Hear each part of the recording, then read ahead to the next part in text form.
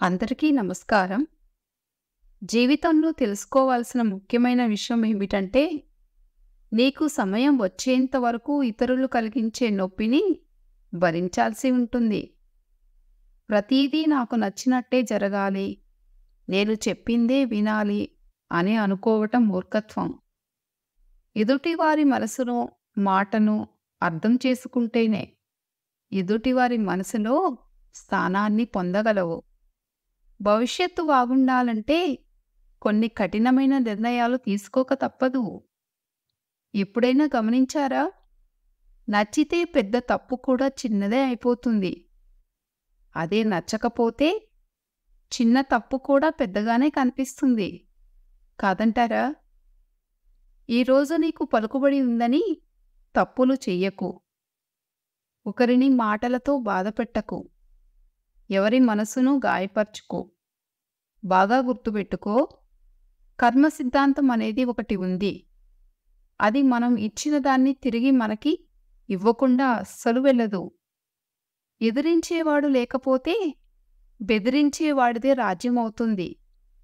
వ్యక్తులతో సమస్యలు ఉంటే ధైర్యంగా నిలబడి పోరాడండి. మీ అస్తిత్వాన్ని నిలబెట్టుకోండి. అర్థమైందనుకుంటా? నమ్మకం అనేది మనిషి మీద ఉండాలి, కానీ ఎదుటివారు చెప్పే చెప్పుడు మాటల మీద కాదు.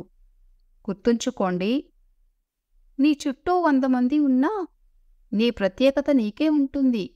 ఆ ప్రత్యేకత ఒకరు పొగిడారని పెరగదు, అలాగే ఒకరు తిట్టారని తగ్గదు.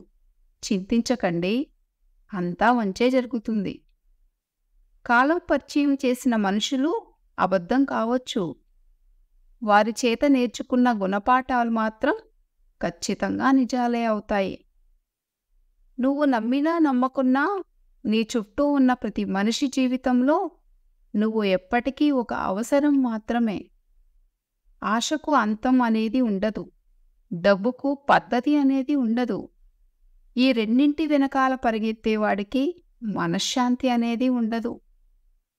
ఒక బంధం కలవాలి అంటే రుణం ఉండాలి, అలాగే బంధం కలుపుకోవాలి అంటే గుణం ఉండాలి. జీవితాన్ని అర్థం చేసుకున్నవారు ఎక్కువగా ఒంటరితనాన్ని ఇష్టపడతారు.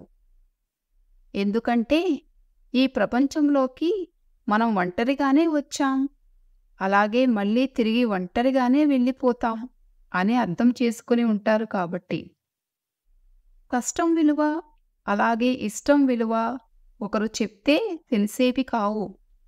స్వయంగా అనుభవించి అనుభూతి చెందితేనే తెలుస్తాయి.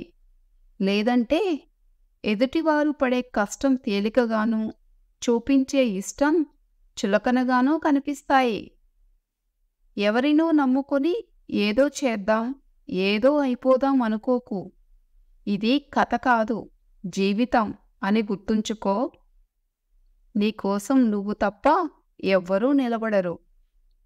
మనిషి బ్రతికి ఉండగానే చంపేసే 2 బలమైన ఆయుధాలు: 1 అనుమానం, 2 అవమానం. ఒక తెలివైన వ్యక్తి స్త్రీకి ఈ 2 విషయాలను అస్సలు చెప్పడు. అతని నిజమైన భావాలు, అలాగే అతని సమతుల్యత. ఏదీ శాశ్వతం కాదు. ఈ లోకంలో గడుపుతున్న ఈ క్షణం మాత్రమే మనది. నిన్న అనేది తీరిపోయిన రుణం, ఇక రేపనేది భగవంతుడిచ్చే వరం. గుణం విషయంలో మనకంటే ఎక్కువ వారితోనూ, ధనం విషయంలో మనకంటే తక్కువ వారితోనూ పోల్చుకుంటే జీవితం ఎంతో సంతోషంగా ఉంటుంది. ఇన్ని మంచి మాటల్లో మీకు ఏది బాగా నచ్చిందో కింద కామెంట్ చేయండి. అలాగే ఈ వీడియో మీకు నచ్చినట్లయితే ఈ వీడియోని లైక్ చేసి ఇలాంటి మరిన్ని వీడియోస్ కోసం మన ఛానల్ని సబ్స్క్రైబ్ చేసుకొని నన్ను సపోర్ట్ చేయండి. ధన్యవాదాలు.